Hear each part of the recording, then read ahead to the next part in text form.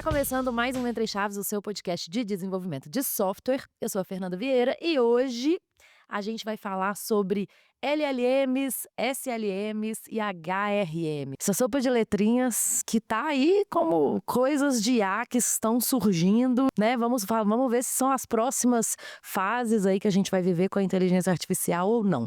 Mas antes, para falar desse tema, tô aqui com um host novo pro Entre Chaves. E aí, Dudu, que já participou várias vezes aqui do Entre Chaves conosco, né? Exatamente, já participei várias vezes como convidado aqui, já nesses tempos de DTI que eu já tô aqui como arquiteto, então agora nessa posição nova, vamos super ansioso aí para esse bate-papo aqui Então, com nossos... se apresenta aí pra galera te conhecer. Pra quem não me conhece ainda, eu sou o Dudu, né? Não adianta falar Eduardo, todo mundo me conhece como Dudu aqui na DTI, sou arquiteto aqui, já tenho 15 anos de casa, fazendo esse mês, inclusive, fui uns 8 ou 9 vezes aqui no Entre Chaves como convidado.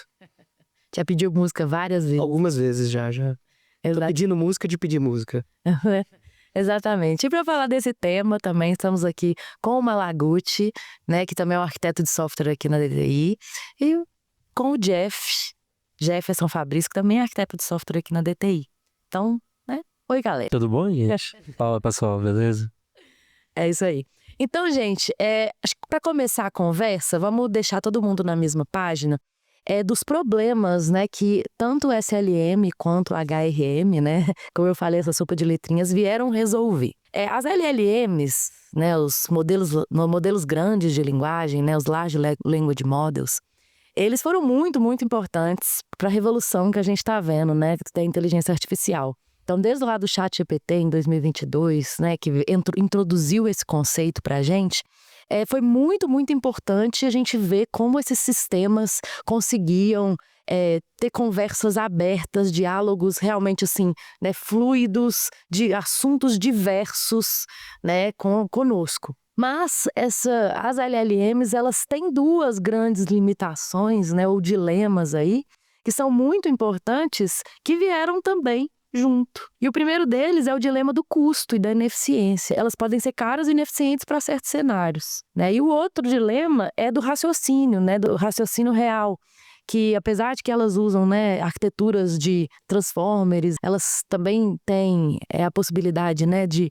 fazer cadeias de raciocínio, né, o chain of thoughts, elas ainda não têm raciocínios tão complexos, elas têm limitações, vamos falar, para raciocínios complexos. E para esses dois dilemas aí que veio, né, a SLM, como os Small Language Models, né, os modelos pequenos de linguagem, e o HRM como Hierarchical Reasoning Model, que é um modelo de raciocínio hierárquico, para resolver, né, esses problemas que eu falei. Então, vamos começar falando sobre SLM, né, e como eu falei, esse problema que as LLMs trazem de custo e ineficiência, e como as SLMs ajudam nesse quesito. Vamos começar por esse caminho. Bora lá. Tá. Antes da gente começar, vamos pensar um pouquinho na parte de IA e um pouco sobre esses problemas, né? Eu costumo brincar muito, eu falo isso com clientes, eu falo isso aqui na DTI, mas IA é sempre a segunda melhor maneira de você resolver qualquer coisa. E normalmente você faz isso, você usa IA porque você não sabe qual é a primeira ou ela não é tão fácil de você descobrir. Então, muitas vezes, desde que a gente inventou, tipo, rede neural e tudo mais, a gente usava muito isso como uma forma de para que eu vou investigar algo extremamente a fundo, uma coisa extremamente complexa e achar algo que se enquadra naquele contexto, sendo que eu posso criar essa estrutura, encher ela de informação. Quanto mais informação eu encher, melhor. E, eventualmente, essas cadeias vão identificar padrões, vão identificar ali possíveis soluções. Então, a ideia é sempre que você pudesse usar processamento e dados em alta quantidade para que o próprio algoritmo, no caso, independente dele, se ele vai ser um LLM ou até antes disso, quando a gente fazia isso com imagem em CNN, ele pudesse descobrir esses padrões e a gente lidar com eles depois. Qual que é o problema?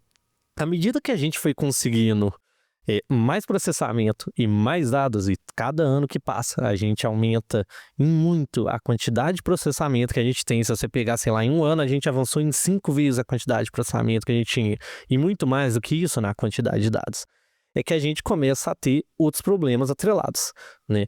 O problema igual você falou, Fernandinho, da LLM, ela tem a questão que, a partir do momento que você encheu ela de informação, o máximo de informação possível, ela achou vários padrões e ela vai lidar com essa parte probabilística de te dar um resultado. Então, ela vai conseguir várias soluções. O problema também dela ter várias soluções é que ela pode se perder um pouco no caminho e ir para uma solução que não é a solução do seu problema. Ela é a solução de algo, só não é aquilo que você quer. E você tem, e isso inclusive é extremamente frustrante. Provavelmente todo mundo que já usou bastante LLM já se frustrou em algum momento e tentou 13 prompts diferentes até descobrir como ignorar aquele caminho que ela tá achando ali internamente, porque não é o que você quer. E você tem um outro ponto disso, que é o custo. O custo de LLM é alto hoje? É alto hoje, mas a gente precisa lembrar que a maioria do custo de LLM hoje é subsidiado. Nós não temos a menor noção do custo real hoje, que é uma LLM. Tudo que a gente paga é subsidiado por uma indústria que quer hoje adquirir o poder como outras fizeram, seja no Uber, que deu prejuízo por muitos anos, seja o próprio iFood também, até que ele conseguiu um controle maior do mercado e aí sim ele pôde cobrar mais ou reduzir em custos para poder gerar lucro. Todas as empresas hoje que cedem modelos, elas estão atuando em prejuízo. Então o custo alto que a gente tem hoje não é tão alto quanto o custo real. Então, se esse custo já é alto e se a gente já tem esses problemas, como é que a gente resolve isso? Um dos pontos é exatamente a criação das SLMs. Eu falei 2 problemas que é custo e muita informação que faz com que ela acabe se perdendo. Então, como é que a gente faz nesse cenário? A primeira coisa que a gente pensa é, se o custo está em processamento e está em quantidade de dados, e se eu cortar essa quantidade de dados? E se eu for cortar ela, se eu vou fazer essa poda, como é que eu faço essa poda de uma maneira inteligente? Muitas vezes, por mais que LLMs sejam extremamente poderosas, honestamente, a gente não está usando 10% do conhecimento, isso sendo muito generoso, do que está ali dentro. Então, a ideia é você fazer uma poda de maneira que você reduza esses dados, cortando o que você não vai utilizar, para que isso fique mais barato de treinar, isso gere um modelo menor, que ele seja inclusive mais barato de utilizar e que no melhor dos casos você consiga até colocar ele dentro de alguma estrutura menor, tipo um Raspberry. Você não vai conseguir colocar um LLM gigantesco no Raspberry. A ideia é você conseguir um modelo menor que talvez não seja tão bom, mas sendo bem honesto, a gente na maioria das vezes não precisa de algo tão bom assim. A gente deixa muita coisa ali que está ociosa. Então, acho que a pergunta que fica ali quando você faz um SLM é o quanto de informação você consegue cortar a ponto de um resultado ainda ser muito bom. Você não precisa de 95% de assertividade. Se você tiver 94%, mas com 13% do seu custo, ele é muito mais atrativo. Fiquei lembrando até de um dilema, né, que a gente estava aqui numa sala de guerra recentemente, com o tema de modernização de sistemas legados, e a gente falou sobre justamente esse dilema do contexto, né, que eu acho que é uma das grandes limitações aí das LLMs hoje, que é justamente essa engenharia de contexto, né? Assim, não limitação, mas uma das grandes coisas que acabam gerando uma grande alucinação quando você não consegue fazer uma boa engenharia de contexto, né? Você realmente não consegue dar os melhores contextos. Mostrar o caminho. Exatamente, né? A gente passou por isso, né, Jeff? O que eu penso também nesse sentido é tentar trazer um pouco mais para o simples, né? O que o Malaguti trouxe é muito importante do entendimento, mas trazendo até para um contexto mais tranquilo, se a gente for olhar para o mercado, devido ao custo da LLM, que é muito caro, o pessoal começou a cortar um pouco e parou de ir para essa IA generativa, que sabe de tudo, que vai responder qualquer coisa. O pessoal hoje começou a falar quer dizer, já faz um tempo, começou a falar bem mais sobre agents. É pegar alguém, especializar em um contexto, como se você estivesse pegando uma base de conhecimento muito rica e fazendo recortes com entendimento único para a gente ter essa base do contexto segmentada, correta, coerente. Como se a gente estivesse pegando um LLM e fazendo diversas smalls dentro dela.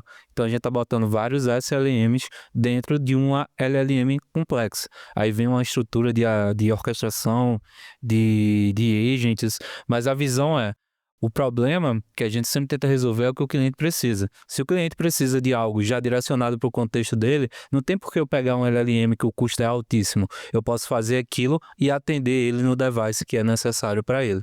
Então eu faço o recorte com um agent, com uma SLM melhor, e dessa forma eu consigo atender uma necessidade.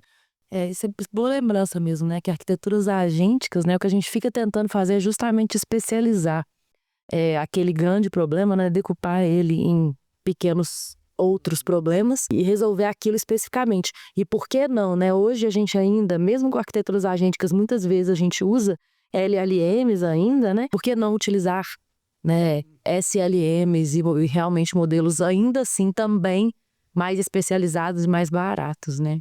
E hoje a gente já tem alguns exemplos de SLMs disponíveis, igual a gente tem dos LLMs que todo mundo usa, assim, já tem algumas coisas que vocês já trabalharam, vocês já conseguiram utilizar? Sendo amplamente utilizado ou disponíveis? Porque disponíveis tem vários. Inclusive, muitos modelos de LLMs que você vai usar, algumas empresas vão disponibilizar uma versão próxima ali de um SLM ou algo próximo disso, de um Esses mini todos, eles são SLMs ou não? Não.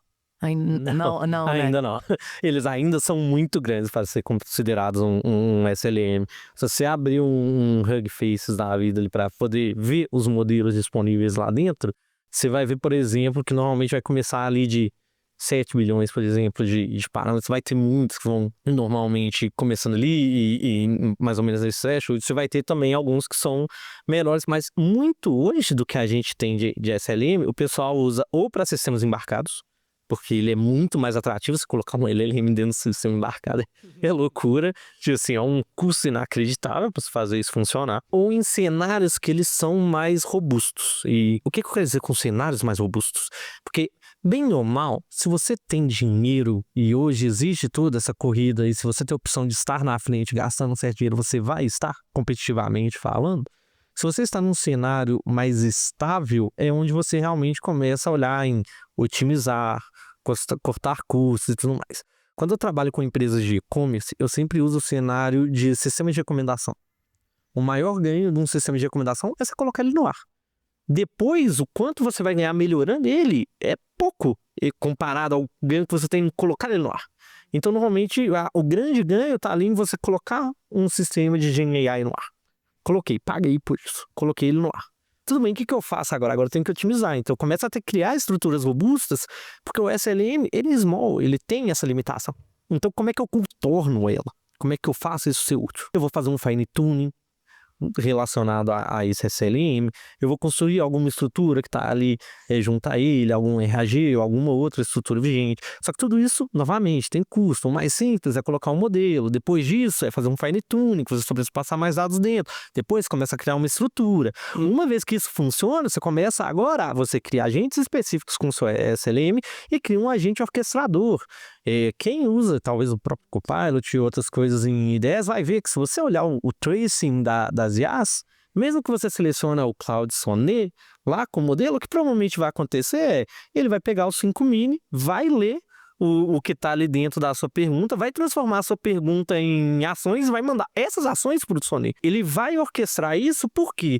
Porque fazendo esses prompts menores no agente mais caro, só isso já economiza um pouco do custo. Então, você, além disso, você também vai acabar tendo resultados melhores atrelados a isso, porque você vai evitar dele de fugir no contexto, você consegue tratar essa informação. Então, a ideia ali é você conseguir montar mais agentes, você conseguir evoluir esses agentes e selecionar eles, orquestrar eles. Só que tudo isso ele exige uma robustez. Então, o que a gente tem no mercado hoje é aquela grande corrida de o quanto eu consigo pagar para simplesmente colocar isso ali no ar ou colocar o melhor possível no ar. Uma vez que eu peguei isso e as pessoas estão utilizando o sistema, meu modelo ou até mesmo o meu produto, porque eu como empresa quero ter um produto com LLM disponível, como é que eu faço para reduzir esse custo que ele é alto? E aí é onde entra treinar, trocar para um SLM, fazer um fine tuning, selecionar isso, fazer um fluxo de data ops funcional mesmo dentro da sua organização. Aí entra a HRM e acabou o episódio, né? Acabou de descrever quando entrou o híbrido. Só respondendo também o que o Dudu perguntou, SLMs normalmente é menos que 7 bilhões de parâmetros, que foi o que o Malagas falou, e até 10 GB de memória. Já a LLMs, ela trabalha com uma escala muito maior que isso. 100 bilhões é 1 terabyte e mais de 100 GB de memória. Então ela escala normalmente mais de 10 vezes. Eu vi também que as SLMs elas podem ser de 10 a 30 vezes mais baratas do que... Em custo, por milhão de token, LLMs podem chegar até $50, a média de 10 a 50. Não, mas aí aquele chat, o GPT 4.1, né? Não, 4.1 não, qual foi? 4.5, né? Que foi o caríssimo. Nossa Senhora. O SLMs Sentido. é só você pensar hoje, o que o pessoal tá fazendo é dividir token. Teoricamente, o GPT-5 ali foi uma falha gigantesca durante seu lançamento por causa disso. Eles embutiram um orquestrador com o objetivo claro de economizar custo. Se sua pergunta é simples, para que eu vou gastar? Porque todo mundo, todo usuário final, você está pagando, você vai selecionar o melhor modelo. Não tem o que fazer. Dito isso, se a empresa tem essa opção e ela sabe que se ela te entregar, igual eu falei, 98% de acurácia, sendo que no modelo melhor é 99%, não vai fazer uma diferença para você no mundo real. Entende? Então, se ela puder pegar um modelo que é 50 vezes mais barato, como seria a comparação de, sei lá, o GPT-5 Mini, o GPT-5 High, eu não lembro exatamente a proporção, mas é absurda a diferença de custo deles. Para a resposta simples, o resultado é quase que o mesmo. Então, para eles, essa é uma economia de custo inacreditável. Entende? Então, no final do dia, o que vai começar a acontecer é isso. Hoje, como eles estão engolindo muito desses custos, porque eles querem dominar o mercado, funciona dessa forma.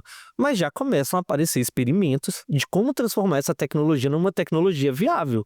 E como empresa, como desenvolvedor, eu preciso saber trabalhar com isso de uma maneira que seja inviável, porque eu vou construir. Porque é muito legal a gente olhar para como Big Techs fazem isso. Como o Sam Altman vende que os modelos vão dominar o mundo. Inclusive, é sempre engraçado ver ele falando que ele é a única pessoa que consegue vender o apocalipse. E sempre fala sobre como ela vai dominar e destruir o mundo, mas ele está vendendo ela. Então, no nosso cenário, a gente tem que saber sentar na cadeira e trabalhar com o que é mais palpável. Não adianta eu pensar, putz, esse modelo aqui, ele é incrível, eu não tenho 1 GB de RAM sobrando para eu colocar meu modelo dentro. Então, eu vou ter que pegar um SLM, vou tunar ele e vou descobrir que o meu resultado é o mesmo do GPT-5 Mini, que está sendo vendido com, provavelmente, a próxima coisa que vai ser usado no Copilot. Ou seria, se o Copilot não tivesse lançado agora, o Copilot SWA, se não me engano, que é a versão disso. E uma curiosidade, quando você estava falando sobre orquestração, porque, como você falou, né, se a gente for olhando o próprio Copilot e tal, que ele usa os modelos menores para fazer a orquestração. E quando eu estava estudando esse assunto, eu tive a impressão de ser o contrário. Tipo assim, da orquestração ser feita por modelos mais inteligentes e as coisas mais específicas, a ação mesmo, ser executada por modelos menores, assim. Fiquei com essa impressão, mas pode ter sido simplesmente uma impressão errada. Como você vai montar essa orquestração? Porque você tem que pensar que, por exemplo, nesse contexto, não é uma escolha deles qual que é o modelo que vai rodar ali por baixo, porque você está selecionando ele. Tipo assim, faz parte do produto. O que eles precisam nesse primeiro modelo, que é o que está rodando por cima, é um modelo que consiga absorver contexto. E quando eu falo que absorver contexto, é porque enquanto esses modelos estão rodando por baixo, estão fazendo ações, ele tem um contexto limitado. Esse modelo que está rodando por cima, ele está controlando o seu chat inteiro. Então, quanto mais do seu chat ele conseguir trabalhar com essa linguagem do chat e repassar isso em tarefas, melhor for. Independente se ele é um modelo maior ou menor. Provavelmente, se opta pelos menores aqui, tendo um resultado bom, porque como escolha, novamente, você vai escolher sempre o menor modelo que melhor performa. Então, é sempre isso, colocar na balança. Qual que é o menor modelo que eu consigo colocar aqui na frente que ele vai performar de maneira boa o suficiente, tá? E até porque o negócio da SLM parece que é muito isso, né? Tipo assim, você pegar e especializar ela em alguma coisa, né? Então, se você pegar e especializar ela naquela questão da geração de contexto e controle de chat e orquestração, é o que vai dar ela performance, né? Entendi. E aí, nesse caso, como você falou, ao invés da gente pensar como Big Techs, eu como minha empresa, como é que eu vou fazer isso? Então você vai começar a pensar em SLMs para cada um dos seus pequenos problemas que você vai ter dentro da sua empresa. Então você acaba tendo que começar a ter esse gerenciamento todo, manter essa quantidade de SLMs que você vai ter e talvez algum modelo LLM que para algum caso mais genérico, e passa a ter essa questão de governança, né, em cima desses modelos. Você começa a ter que preocupar isso, ao invés de simplesmente ter uma assinatura lá e disponibiliza e pronto, né? Até na questão de evolução, né? Igual você falou, de otimização dos modelos, né? Você tem que mexer bastante, né? Essa unização ela tá vindo justamente com a HRM agora, com o Hierarchical, que ela tá fazendo meio que uma medição da complexidade do que você mandou. Então, dependendo da complexidade do que você mandou, ela vai imputar em algo. Ela vem de um pensamento tipo, eu executo rápido coisas que eu executo com frequência e eu tenho que pensar mais quando a propriedade é diferente. Tipo, olha, eu tenho que acordar, ir ali, tomar um banho e escovar os dentes. É uma coisa que eu faço, tipo, eu sei o que eu tenho que fazer. Eu vou lá e executo essa ação.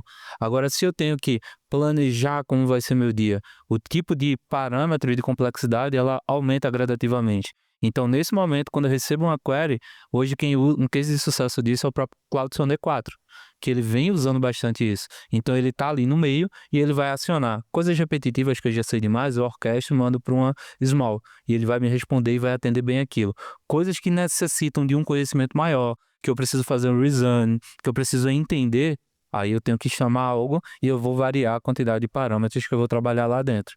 Então ele acaba jogando, dependendo da pergunta e da questão que eu fizer, ele me joga em um momento de respostas baratas e rápidas ou algo que realmente eu tenho que pensar, ir para outro, levar para outro patamar e pensar um pouco mais naquela resposta. Pensando um pouquinho até no gancho das HRMs, bem um pouco em qual que é o problema que você quer resolver. Por que eu falo isso? Igual a Fernandinha falou, do modelo que vai orquestrar outros modelos. O trabalho desse cara, desse modelo em específico, não é resolver seu problema. Tipo assim, ele não precisa ter a menor noção. O trabalho dele é pegar a sua pergunta, dividir ela, quebrar ela em tarefas do que efetivamente precisa ser feito ali. Ele não precisa saber fazer nenhuma delas. Ele só precisa saber como quebrar as tarefas. Se você tem um modelo que consegue fazer isso, vai quebrar em tarefas e saber quem pode resolver essa tarefa entre seus agentes, esse é o modelo perfeito para isso. Entende? E ele não sabe resolver nenhuma conta matemática, ele não sabe fazer nada do tipo. Então, saber quebrar esses modelos, saber qual é a tarefa que vai resolver, é o que começou a a andar nesse caminho, né? Desde que um pouco mais atrás, quando o pessoal fez o DeepSeek, mostrou que talvez você não precise resolver tudo, você possa ter silos de conhecimento ou partes ali que vão trabalhar dentro. Fazer isso. Então, vou pegar essa mensagem e vou pensar, assim, o que essa mensagem quer? O que precisaria ser feito? Eu preciso fazer aqui um agente que vai ficar lá fazendo 12 iterações para responder uma pergunta simples? Ele não precisa. Tipo assim, pensar o que ele precisa fazer, quebrar isso, aí a partir de quebrar como vai fazer, se o modelo consegue ou não, e ir distribuindo isso. Igual o Jeff falou, à medida que a complexidade for aumentando, o que essa área for tendo áreas afins, você vai puxando 1, 2, 3 modelos ou fazendo cadeias que vão ali, porque a ideia antes que era tudo muito simples, digamos assim. Você tem uma pergunta e estatisticamente vai existir um conjunto de palavras que vai te dar a resposta. Você só tem que chegar nesse conjunto de palavras. Só que a gente percebeu que isso vai ficando muito complexo. Então, como é que a gente quebra esse problema em problemas menores e palpáveis que a gente consegue fazer aí a resolver? Como eu falei no início, né, um pouquinho do HRM, ele veio resolver esse problema do raciocínio mais real, né, que o Chain of Thoughts lá das LLMs não resolve bem. Mas só falando assim, pra gente entrar mais a fundo nesse assunto do HRM, é que ele foi inspirado no cérebro, né, humano e como a gente pensa, como o Jeff falou, né, que às vezes a gente, bom, sei lá, se eu tô tomando banho, tô escovando dente, eu não fico pensando, né, eu tenho que escovar, deveria talvez, mas Mas ele cortasse 30 vezes, pra cima, pra baixo. pensando, vou escovar o dente superior direito, né, assim. E ele foi também inspirado nesse conceito do pensar rápido e devagar, né, que é um livro famoso, Thinking Fast and Slow, do ganhador do prêmio Nobel, Daniel Kahneman. Não, É um bom livro. Kahneman, desculpa, gente, do ganhador do prêmio Nobel, Daniel Kahneman, eu acho que é assim que fala o nome dele, não tenho certeza, mas achei bem interessante, assim, que vem justamente resolver algum problema aí das LLMs, do pensamento mais complexo, né? Então, queria que a gente falasse um pouquinho mais também, né, enfim, da HRM, por que ele é um próximo passo até, né, para a inteligência artificial geral e enfim, o que ele vem resolver que as LLMs têm de limitação. Tá. Pensando um pouquinho, talvez, em quem vai ter mais contato, até no público-alvo desse podcast, mas que é desenvolvedor, vamos pensar um pouco qual que é o trabalho do desenvolvedor hoje.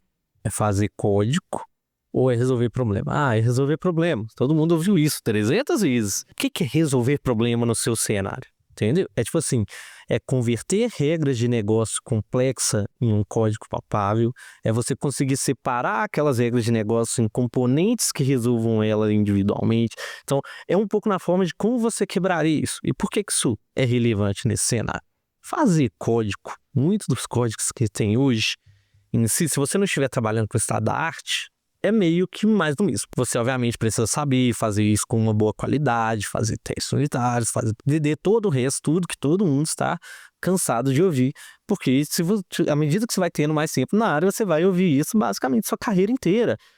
Só que nesse cenário, se isso é uma coisa tão comum e tão fácil e conhecida, a IA deveria estar focando em como é a melhor forma de modularizar o seu código, ou tem uma forma clara de modularizar que ela poderia fazer com facilidade, e talvez ela levar esse raciocínio para como eu quebro essa regra de negócio em blocos de código real, ou palpáveis, em métodos reais ou palpáveis, e aí eu simplesmente faço com muito mais rapidez, porque isso vai ter N exemplos na internet e no código dentro dela, sobre como fazer uma integração com uma mensageria, como fazer uma conexão de TCP, porque você está trabalhando com sistemas embarcados, por aí vai. Então, a ideia toda é você conseguir separar essa parte onde você tem que pensar e raciocinar de verdade, onde o resultado ele tem que ter um raciocínio mais complexo, do que efetivamente é quase que um copia-cola.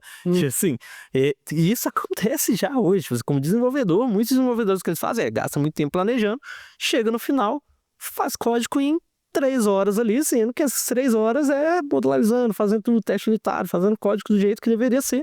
Mas o difícil mesmo foi planejar o que vai fazer.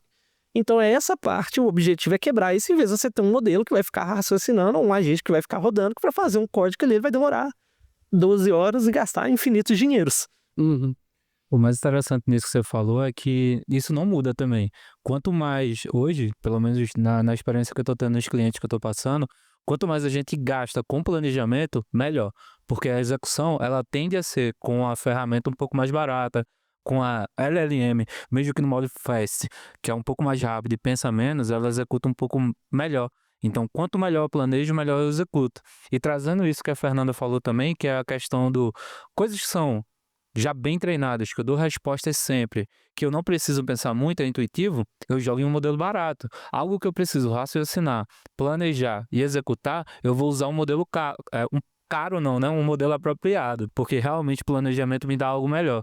E o que é muito importante dizer é que eles já entenderam essa jogada que o Malaguti falou também. Se você for olhar o GPT-5 agora, ele vê o GPT-5 e o GPT-5 Fast, que normalmente são as perguntas que as pessoas mais fazem, é o que eles mais têm de conhecimento. Embora o GPT-5, mesmo modelo mais barato, ele continua sendo LLM, só que dessa vez ele responde mais rápido, ele pensa um pouco menos e ele dá uma resposta mais simples, mais direta ao ponto. Então é um ótimo modelo para executar o que foi planejado, o que já foi pensado, o que foi detalhado, mesmo sendo LLM, tentando reduzir os custos da Small mesmo, porque realmente o Small está atendendo alguns contextos de alguns devices de algum modelo, mas se eu posso diminuir, e hoje, por exemplo, um hardware que para conter 10 GB é relativamente barato, mas quando eu tenho isso em larga escala, é onde entra o peso. E hoje o HRM ele vem justamente nisso, que as empresas já entenderam que não dá para manter LLM para sempre em todo o contexto, treinar, fazer o fine tuning disso é muito caro. Então eles não querem expandir tanto, eles querem centralizar e agora direcionar para quem resolve o problema e como. E quando a gente está usando algum modelo desse, tipo assim, tem uma forma da gente poder falar, às vezes mesmo modelo que responde das duas maneiras, usando o modo rápido ou o modo slow do HRM, eu consigo direcionar para o modelo, falar para ele, cara, usa o modo rápido, usa o modo slow, tipo assim, eu sei que isso aqui pode ser o modo mais rápido, o melhor é a gente usar de alguma forma de orquestração para escolher um modelo que use esse, igual você falou, GPT-5 Fast ou não. Olha, indo no dia a dia como desenvolvedor, no bit a bit ali, você consegue, por exemplo, no curso, você consegue escolher qual LLM você quer fazer. Existem vários dilemas, né? O pessoal prefere o Kilo para planejar e executar com uma dessas ferramentas que é o Based. Então, normalmente você consegue escolher a LLM que você quer trabalhar e o que é recomendável. Se você está planejando, utilizando o SpeakKit, SpeakDriven, é aconselhável que você use o modelo Thinking, que ele vai planejar, ele vai ter um custo de token um pouco maior. E para execução, em teoria, você não precisa mais usar o modelo Ticken, que você já planejou, já revisou tudo e você agora pode executar. E normalmente os tokens que não envolvem o Ticken, ele é mais barato. Então você consegue utilizar e ser um pouco mais eficaz nesse sentido. No final das contas, assim, né, pelo menos usando o cursor, né, o cursor, esse também passa a ser um trabalho do desenvolvedor, né, nesse momento, pelo menos, de escolher os modelos mais apropriados para as tarefas que ele quer fazer, né? Então, se ele está planejando, como o Jeff falou, ele talvez vai escolher uns modelos mais caros, mas se ele vai executar coisas que já estão bem planejadas, vai escolher um modelo mais barato. Mas eu fiquei até na dúvida na hora que o Malaguzzi estava falando sobre o GPT-5, se o GPT-5, e até quando você falou também do Claude Sonnet, se eles mesmos já fazem uma arquitetura de HRM internamente também, para selecionar, ou se isso ainda fica na mão mesmo do desenvolvedor, sabe? E sim, não. Tá, vamos entrar um pouquinho, né? Porque essa parte é um pouco engraçada, que ela entra em camadas. Porque, o que acontece? Você tem, vamos pensar aqui um pouco, tem hoje, acho que os dois principais seriam o cursor e talvez o próprio GitHub Copilot mesmo. O Jeff falou do cursor, vou falar agora então um pouco do Copilot. No Copilot, quando você seleciona os modelos, você tem a opção de selecionar o auto. Então ele vai ali, baseado na sua pergunta, automaticamente tentar definir qual modelo que você usaria, né? E o GitHub Copilot tem limite de requests premium, que seria ali baseado, são as requisições que vão para alguns dos modelos que normalmente eles cobram. Você tem, acho que um limite de 300 por mês. Então, nesse cenário, você tem embutido na própria ferramenta uma coisa que vai automaticamente, né, um seletor que vai automaticamente definir qual modelo, ele vai mandar a pergunta baseado na complexidade, no que você está pedindo, e ele tem como objetivo ali meio que fazer com que mande uma certa quantidade de respostas para o prêmio, mas ao mesmo tempo economize isso, porque como quem está pagando a ferramenta, se seus requests premium acabarem, você vai ter um problema com a ferramenta que você está usando, isso vai gerar um desconforto. Então, ele tem ali como objetivo otimizar isso de maneira a selecionar esse modelo que melhor responda o que você quer, né? Então, você tem essa aí embutido na ferramenta, né? Só que, além disso, alguns modelos fazem isso internamente. Segundo essas empresas, a maioria delas, pelo menos, falam que se você está pagando pela ferramenta, ou seja, se você não está usando a versão grátis dela, você pode selecionar na API e ao que você selecionou, se ela tiver escrito lá High, Mini ou qualquer outro nome ali, você está mandando para aquele modelo. Até porque você está pagando por ele. Dito isso, você não está pagando por ele, você está usando a versão gratuita. Ou até em alguns cenários onde você opta por isso, né, você vai mandar e eles vão decidir. Como eles vendem essa autoseleção? Olha só, você vai mandar pra gente, a gente decide, mas a gente vai responder mais rápido, porque se ela não for necessária, mesmo você der um think, você vai ter que esperar para resolver essa resposta. A gente vai quebrar isso para você e quando for necessário, a gente vai te mandar no high. Então, tem toda uma questão ali embutida em que eles vão ter que balancear o custo disso com o quão bem isso está sendo feito, até porque, novamente, o lançamento de GPT-5 foi um grande problema por causa disso estar desbalanceado, né? Mas a ideia é você fazer isso de uma maneira que dê o melhor resultado, porque quem usa muito o modelo Thinking sabe que demora pra caramba. Tipo assim, ele demora. Eu gosto muito de fazer experimentos. Eu rodo algumas coisas. Eu tenho uma licença minha de alguns modelos que eu uso. Eu tenho uma licença pela DTI que a gente usa no dia a dia de trabalho. E também eu tenho uma atuação dentro de clientes que me permitem ter um ambiente virtual dentro do virtual de desktop. Então, mais de uma vez eu pude ver ou testar essa situação que é, se eu colocar agentes para trabalhar na exata mesma tarefa, usando modelos diferentes, qual que é o resultado? E algumas vezes, ainda mais agora que eu estou há um tempo já testando Copilot SWE lá, que já tem acho que um pouco mais de uma semana que eu estou testando ele no Copilot, eu consegui ver que às vezes ele funciona até melhor, apesar de ser claramente um modelo mais barato, é claramente um modelo com menor crescimento do que alguns modelos que são maiores ou mais caros. Seja porque talvez esses modelos não estão tão acostumados assim a se adequar à ferramenta do Copilot, porque ele funciona muito bem para acessar MCP, para buscar tools, para garantir que ele está sempre funcionando. E compensação, às vezes você bota o GPT sem fazer isso e ele vai esquipar todos os tools do MCP. Não importa quantas vezes você marcou lá que é para ele usar sempre que possível. Então, tipo assim, a gente consegue ver que muitas vezes talvez o ganho não tá tanto assim no modelo. Então, muito mais no que tá em volta dele, na forma que ele vai trabalhar, sabe? Entendi. Tipo, quase uma engenharia de prompt também que você pode fazer para poder indicar para o modelo o que você quer. Tem uma coisa que eu, inclusive, gostaria de fazer, mas eu não tive tempo, que é usar aquela ferramenta, ainda mais agora que o chat do Copilot é open source, né? Que é poder mexer lá dentro mesmo, que é um agente para poder brincar, entendeu? Para poder ver como é que funciona essa sequência de aquisições, talvez até fazer um experimenter que mandaria a mesma request em vários agentes só para eu ter os resultados e poder comparar eles depois. Eu só não tive tempo de fazer isso. Bacana. Voltando para o que o próprio Malaguti falou, no início até da fala dele foi, existe uma decomposição que é hierárquica. Eu vou quebrar aquilo ali em blocos e defender como eu vou resolver aquilo dependendo do nível de abstração. Então por isso que muitas vezes o modelo mais barato, menos treinado, menos tunado, ele vai atender melhor. Porque normalmente ele vem numa estrutura bottom-up, então ele vai pegar ali as informações e tentar resolver sequencialmente por grau de complexidade antes de executar.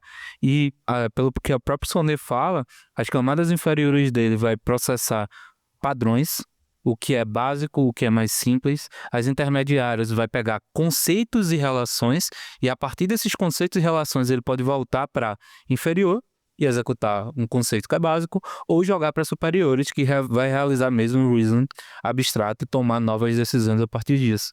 Então ele vai se adaptar. Tarefas simples ele vai responder rápido com essas atividades inferiores, tarefas complexas ele vai jogar e trabalhar com toda a hierarquia, tomando decisões e subindo e descendo, dependendo de como ele for decompondo o problema.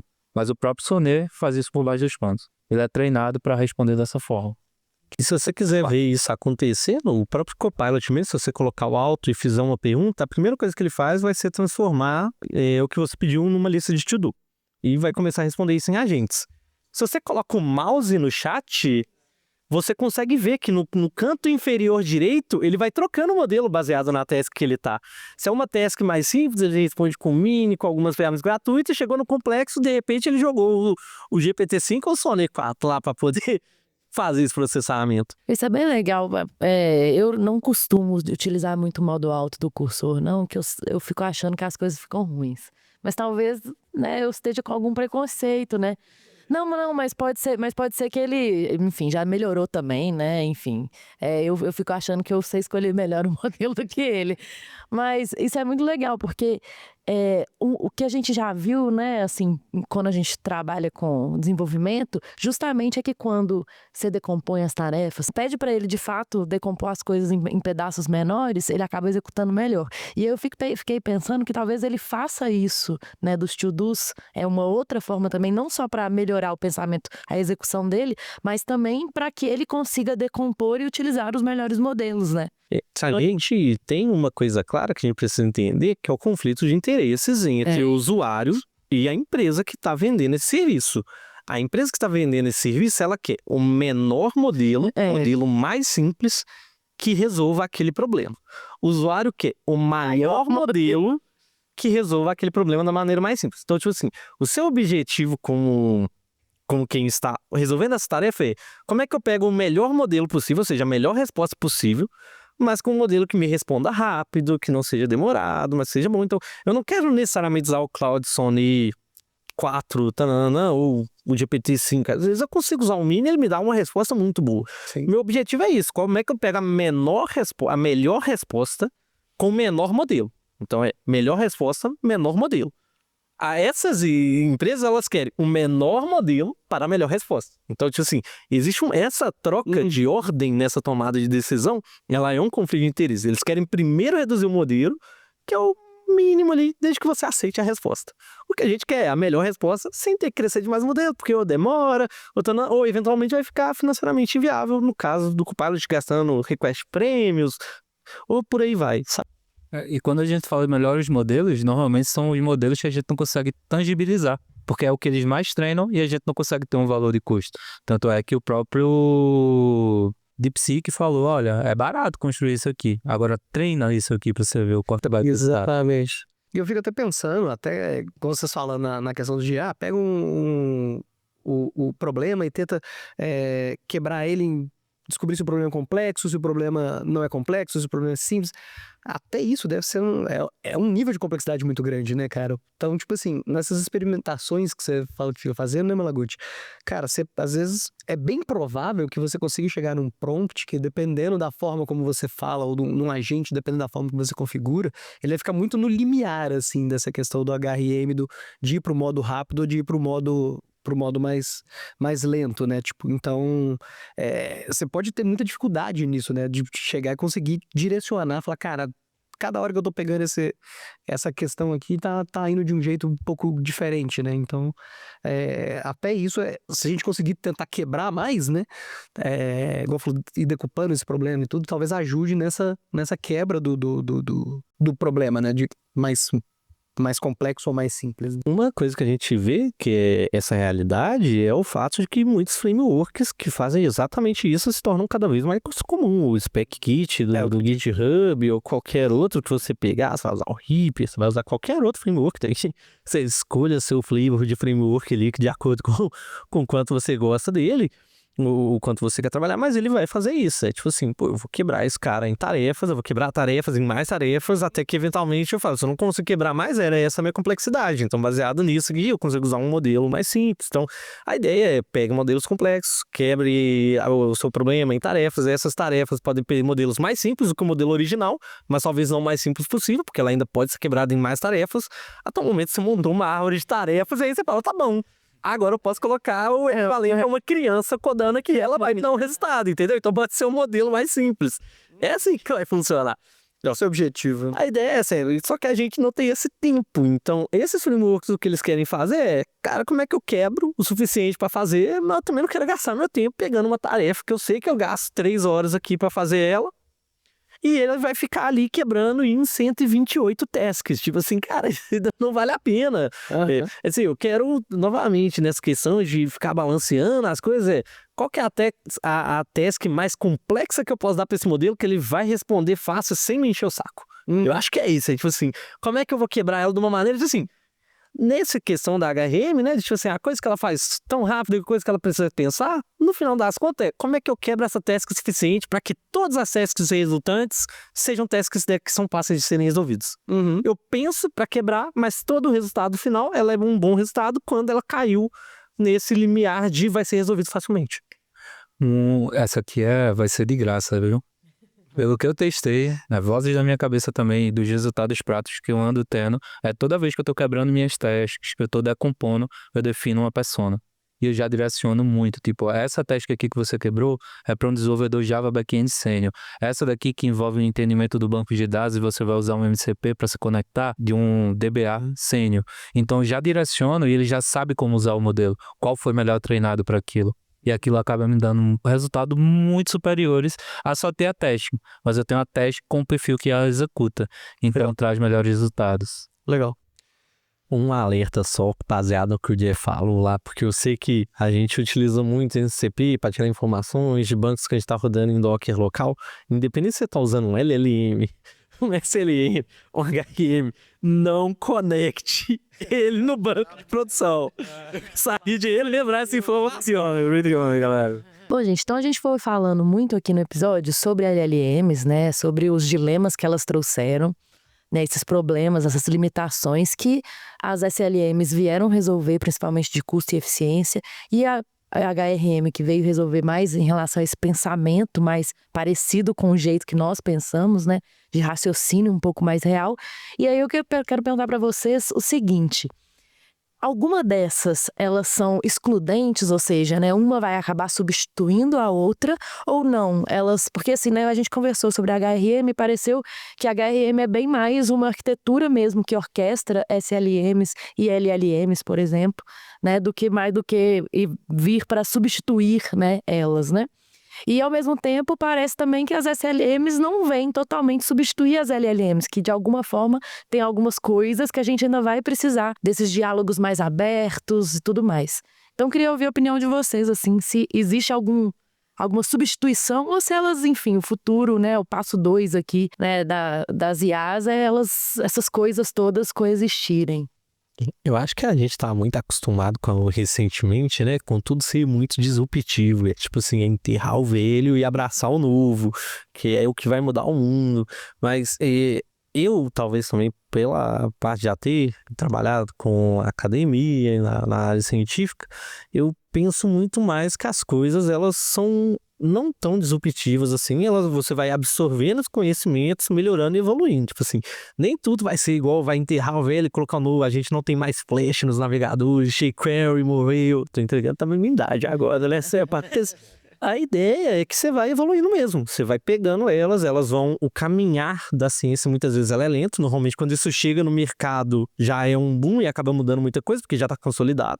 A gente está tendo um cenário um pouco atípico, porque a gente está nesse cenário de o mercado e a academia estão meio que caminhando juntos, e está até gerando um boom pela parte também financeira, que isso movimenta, né? Mas o que vai acontecer normalmente é que você não vai simplesmente jogar fora o antigo e pegar o novo. Você vai evoluindo gradativamente e meio que reaproveitando o que é bom do antigo no novo, até o momento que você vai entregar alguma coisa. Vai entregar alguma coisa mais potável mesmo.